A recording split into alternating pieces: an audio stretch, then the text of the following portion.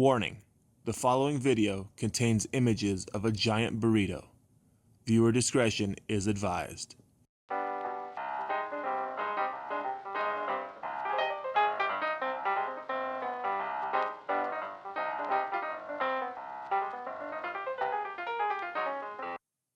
So one day a couple years ago, I drove down to a restaurant called Osuna's Mexican Grill. Located in Rancho, Cucamonga, California, they have everything that you'd expect at a typical Mexican restaurant. One thing you don't expect, though, is a giant 21-inch burrito, which they advertise proudly on their menu. And they do their typical restaurant challenge shtick. If you can eat the whole thing in 30 minutes, you get it for free. The burrito comes with pretty much everything that you'd expect. It's jam-packed with rice, beans, lettuce, tomato, I think there was cilantro, your meat of choice, and I believe I went with either chicken or ground beef, I don't remember now. And on the side you got guacamole and sour cream. When I went, I believe there were a couple people who had already finished the challenge. My goal was to finish it as quickly as possible. Around this point in time, my best time for eating a 5 to 6 pound burrito was roughly 10 to 11 minutes. So in my book, anything less than that would have been a great accomplishment. Burritos make really great challenge foods because you don't really have to chew them a whole lot. It's not like eating a burger or a hot dog or a pizza. Burritos tend to be really sloppy, and everything inside them, especially these big oversized ones, are all kind of liquidy and creamy. And that's typically one reason why I tend to avoid getting steak on these big burritos. I think we can say it's a mistake to get steak.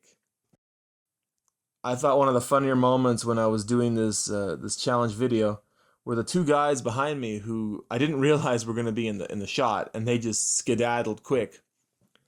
You know, that's one thing I kind of learned as the years go on, when you're planning to make a video, you kind of have to put some thought into what the final product is going to look like. And quite often, if you have a vision for what you want your video to look like, you have a better sense of what you need to do to make that happen.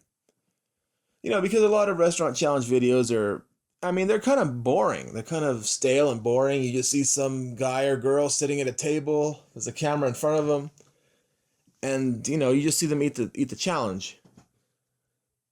You learn sometimes that it's nice to be able to incorporate, maybe if there's a crowd reaction, menus, shots of the restaurant itself, different atmospheric things. But I recorded this pretty early on in my YouTube days. In fact, I don't even know if I was planning on putting this on YouTube. I think I just wanted to get some personal documentary footage. And I was using my cell phone at the time. It was a Motorola Atrix, I believe. So I apologize for the kind of grainy nature of the footage of this challenge. If you've watched a few of my videos, you may recognize this as the same challenge burrito that I ate alongside Furious Pete. I got the video with Pete that I did link down below, as well as the other video on Pete's channel. Of course, when I did it with Pete, the restaurant staff had already recognized that I ate the burrito, so they refused to give it to me for free. Though I believe they did give me a t-shirt at the time. Yeah, they gave me a t-shirt. Memory's kind of fuzzy, but so the challenge video you're watching now I actually did get for free, but the second time I paid for it. I guess there is no such thing as a free lunch. One thing I kind of always wonder about when it comes to these restaurant challenges is, what is done? Like, how much do you have to eat to have the challenge considered to be finished? Because you'll often see me try to scrape up every last bite at the end and soak up everything with the spoon and the fork. There were, I've been to some where I had a whole bunch of food still on the plate, like little crumbs and stuff. And they're like, oh yeah, you're done. Just we'll call it in now. I guess that's another one of the complaints I have when it comes to establishing, competitive eating challenges as a kind of a science or a sport. I mean, when you do a restaurant challenge, you're pretty much playing by the rules of the restaurant. I mean, they get to make it up as they go along.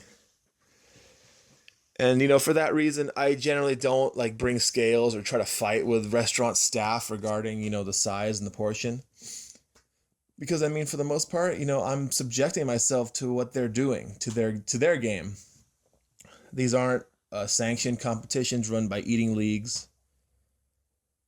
and it's not being done in any sort of like scientific environment. It's not Guinness. It's not record setter. I mean, there are no exact scientific standards being followed.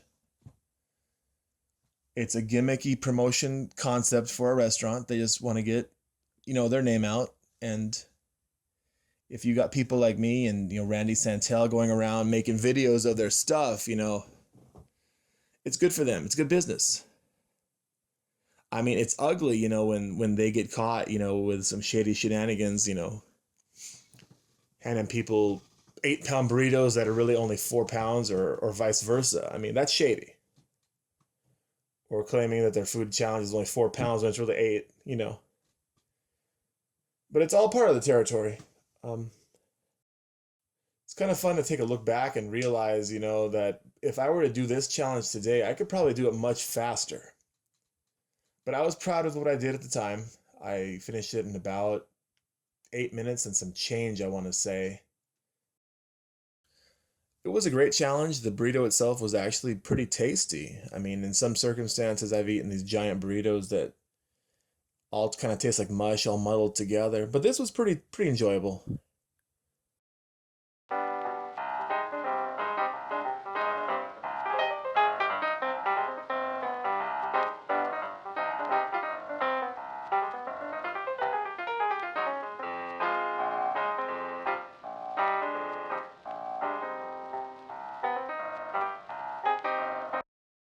I mean, at the end of the day, though, there's just not much to say. Burritos are pretty straightforward, pretty easy, and this is one that I enjoyed and I always remember it fondly. If you enjoyed this video, please click thumbs up, leave a comment about some challenge ideas you'd like to see me take on in the future. Subscribe to Freak Eating for more crazy eating challenge shenanigans, and until we eat again, stay in school, don't do drugs, and eat like a freak.